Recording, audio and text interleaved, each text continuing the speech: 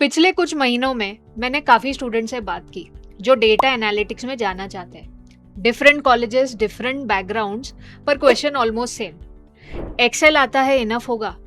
YouTube से SQL सीख लूँ तो चलेगा? प्रोजेक्ट सच में मैटर करते हैं क्या?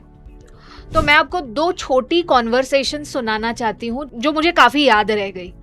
पहली कॉन्वर्सेशन, एक स्टूडेंट ने बोला एक्सेल हो गया है, एसक्यूएल बेसिक्स भी कर लिया है, पावर बीआई का ट्यूटोरियल भी देख लिया है।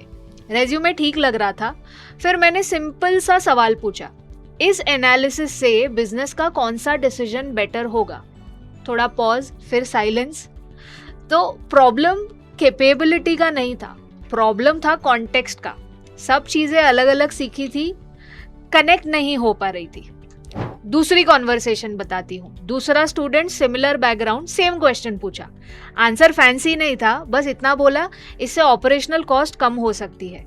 और वही डिफरेंस था, सेम टूल्स, डिफरेंट थिंकिंग।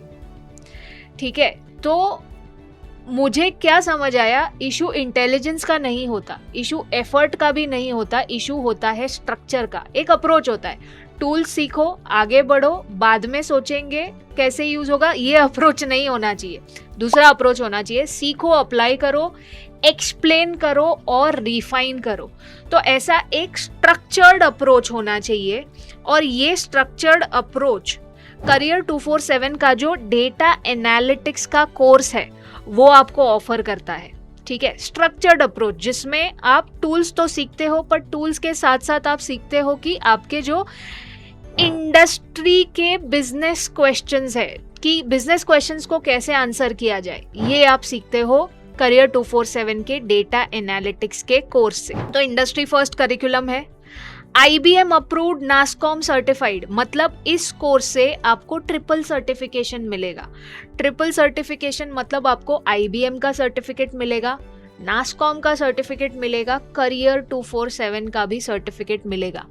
अब जिस जॉब रोल के लिए आप अप्लाई कर रहे हो, उस जॉब रोल पे क्या लगता है आपको कितने और लोग अप्लाई करते रहेंगे? हजारों लोग।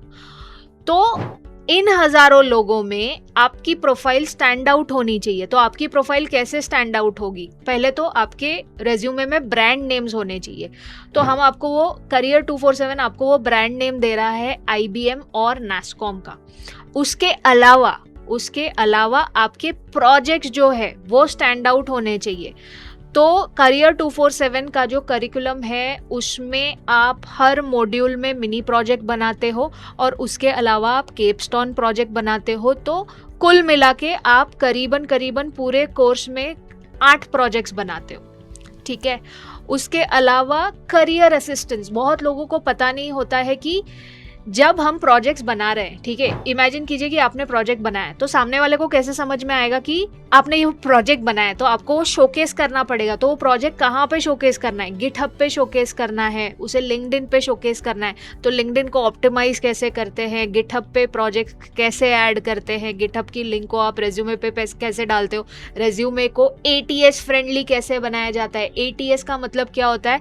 जब आप किसी बड़े कंपनी में अप्लाई कर रहे हो तो आपको क्या लगता है कि कोई HR बैठ के आपका CV देख रहा है? नहीं, वो जो आपका रेज्यूमे होता है वो ATS चेक करता है। ATS का मतलब एक सॉफ्टवेयर होता है, और अगर सॉफ्टवेयर को अच्छा लगा आपका रेज्यूमे तो वो आगे जाके HR देखेगा। तो ये ATS फ्रेंडली रेज्यूमे कैसे बनाने हैं, लिंक्डइन पे कैसे एक्टिव रहना है, गिटहब पे कैसे प्रोजेक्ट्स ऐड करने हैं, ये सारे सेशंस होते हैं। उसके अलावा अगर आपकी इंग्लिश में दिक्कत है, ठीक है, जब आप डेटा एनालिटिक्स के फील्ड में जाते हो, डेटा एनालिटिक्स में टूल्स तो आने चाहिए आपको। बिजनेस के डिसीजंस कैसे लेने हैं ये आप टूल से लोगे, बट ये बिजनेस डिसीजंस आपको कन्वे करने भी आने चाहिए।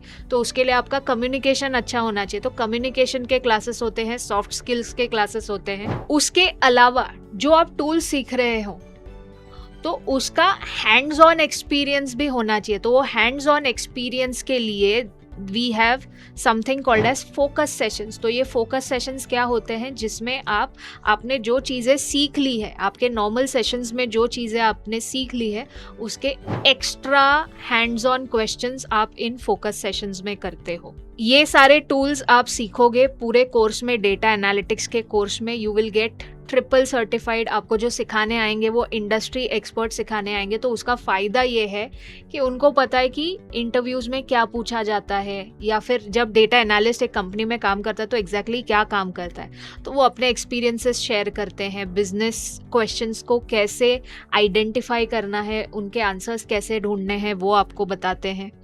ठीक है, तो these are some of the projects made by our learners. तो आई बिलीव कि आपको समझ में आया रहेगा कि ये डेटा एनालिटिक्स का कोर्स एग्जैक्टली क्या है। Thank you guys, thank you so much.